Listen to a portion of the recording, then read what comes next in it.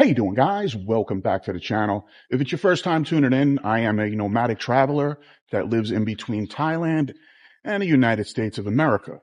Once again, happy July 4th, back on home. So now what I want to do is, before I push out to go back to the US and live my van life, is I wanted to put together a list of non-negotiables / hidden costs. Now, I use this word non-negotiable because it actually comes from the van life, kind of like when you put a bill together. So when you're building out your trip, there might be certain hidden costs that you may not see coming. So that's what I'm going to kind of give you today as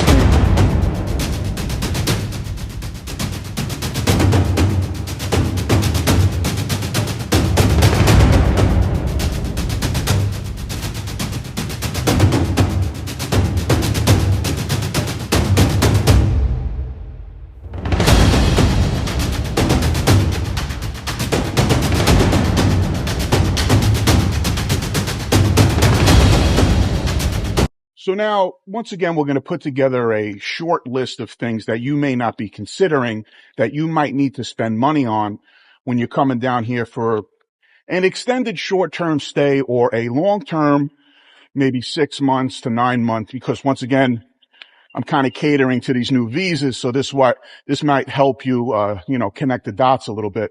So now a prevalent theme on this channel is that I'm a little bit of a Thailand prepper, which means when you come down here 9 out of 10 times, you're not looking to join the monastery. So now a lot of you are going to be partaking in the adult entertainment. And once again, we're all not wearing halos on our head. So obviously that should be understood. So now a hidden cost, and I also consider it a non-negotiable, is that at least the way I do it is every month, even if I'm inactive, so to speak. And once again, if you follow my content, I'm extremely, extremely safe regarding activities. So now I recommend 1 month. If you're down here for 6 months, and I would say you're hitting Pulse Clinic 6 times. Now, if you do the math, I say that that's going to add up because it's about 150 to 200 US dollars per month. Now, some of you are like, oh, coffee and juice. Why are you going so often? And, because you have to understand something systemically. You might pick something up and it may not populate in your system. As an example, syphilis. So now, once again, if these diseases / infections are not tended to in an, expeditious manner, you run the risk of severe health complications.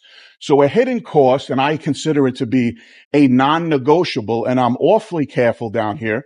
And some of you are not, and some of you are wilding out in crazy ways. But once again, if you have caught my content, I'm big on wrapping yourself up basically in a Tyvek suit, even though it's not the funnest thing to do. But if you've been down here long enough and you see the landscape and how, things or these certain providers, the way they operate, they do not get educated. Now I'm going to go into this really quick just to kind of, drive home a salient point. They do not get educated in sex education, which means everything's free love is because they don't even, number one, they don't have the access to the certain things that you wrap yourselves up with, and they just don't know.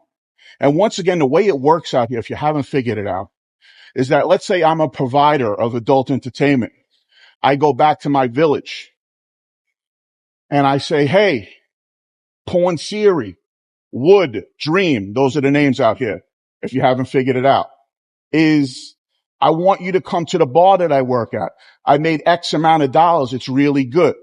So now people are getting plucked from villages, not educated, etc., and they're doing things just to make money. So once again, a non-negotiable hidden cost is going to be that you should be getting tested every month, every 28 days. Unfortunately, I mean, a lot of you are going to be like, whatever, I don't care. But for the ones that do, it's about $1.50 a month. You got to wait 5 to 7 days for the full results because once again, certain things populate systemically and might take a little longer. It might go undetected, especially if you're doing a urine analysis. Sometimes, as an example, just a little tip, if you're going to go pee in a cup, you got to have a full bladder for 2 hours. So now you got to hold your bladder. You got to make sure, hopefully nothing's in there, obviously, but if you do have something in there, it's able to be detected by these tests. So that's going to be the number one non-negotiable hidden cost. So this also gives me an opportunity to segue, and also for value added is that you guys are going to be running your labs, I hope, or your blood work, because everyone, there's a lot of questions on the channel about TRT, running 6 grams a gear, or my prostate enlarged, et cetera, et cetera. So the thing is that you have to account, and he's a nice enough guy over here at the clinic that I go to, but when we start to itemize a full panel of blood work, and I'm not exaggerating, there's a lot of biomarkers that you can check for.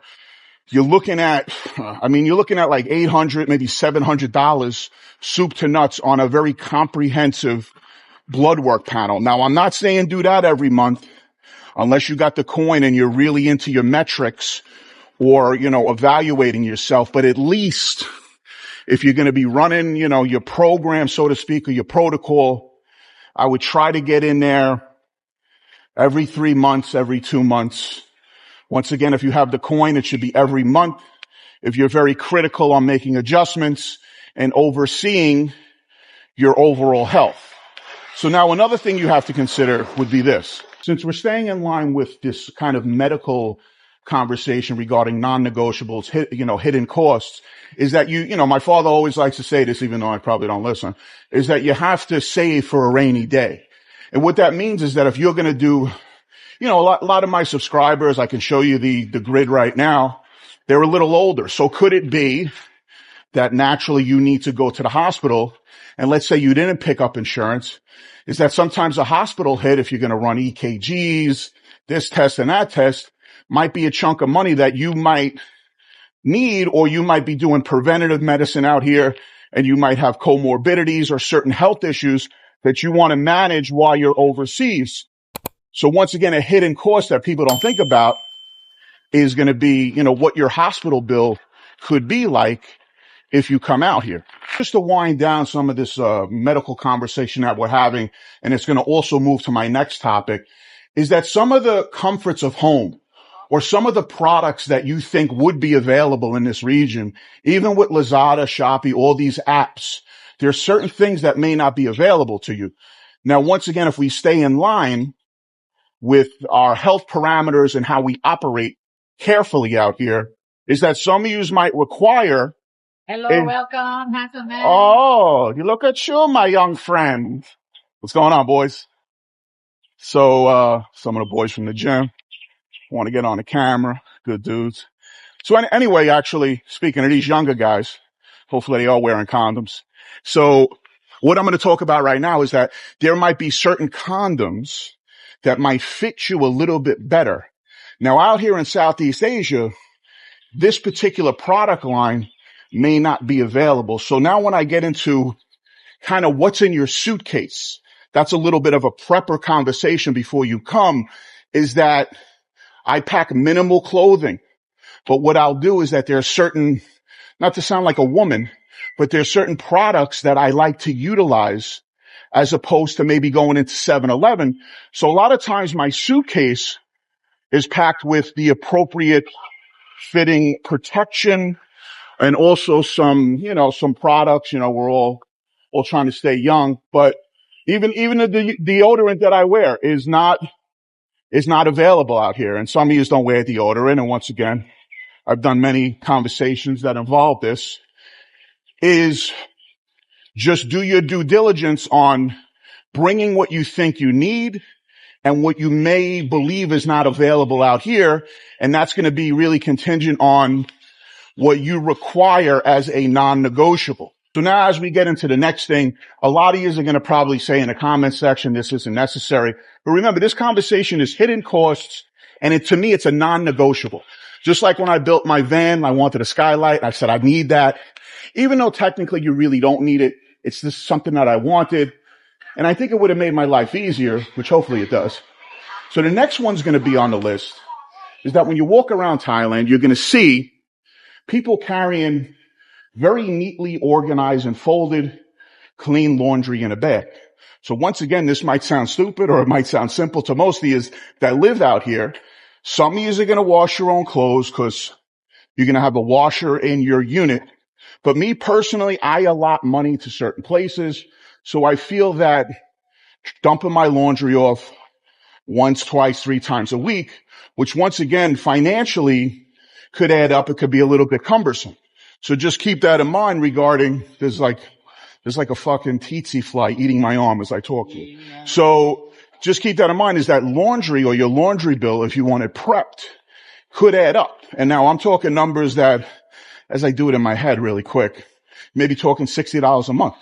If you have, once again, if you're training twice a day, I mean, some is as nice as you are, you're not here to the clothes. But the thing is that what I recommend is that bring the adequate amount of clothes. And then once again, as a luxury non-negotiable, is that I have somebody wash, fold, and iron it and pack it up for me. So there's many things to discuss, of course, but let's close out with this. So what we'll close out with is that a lot of times you guys are going to be, may not have enough experience down here that you're going to walk in, talk to the owner of a condo or an apartment and negotiate your deal with them. So most things are done on Airbnb. This guy's riding his bike like he's fucking Evil Knievel. Never understood it. It's cool though. There's nobody watching you. So anyway, as I digress, coming off the pre-workout, is what I want to say is that with your Airbnb, what you have to do, I know you want to secure lodging. So sometimes what these hosts will do, and sometimes it's also you don't read the full description or the detail. You just see the price and you're like, wait a minute, this is a great price for this time of year and also for the lodging that they're giving me. So you book it. But the thing is that when you get there, like I had a terrible experience in Phuket, all of a sudden it was this amount for the electric and then there was like a deposit fee. So what I'm trying to say is that then you got to chase people for their money. So what I'm saying is that do your due diligence on when you book an Airbnb or whatever you do, is that examine if there are any ancillary costs that you might spend, because you might say, you know what, it's $600 for this place, but then you realize it's really $1,100, et cetera, et cetera. So look, as I wind down this iteration of my trip and I transition, I don't mean into a lady boy, but I want to try to prepare you with certain things and I want to recap certain videos that I've already done. So look, coffee and juice. Hope you got something out of it. Have a great day. All right, guys? We'll talk soon.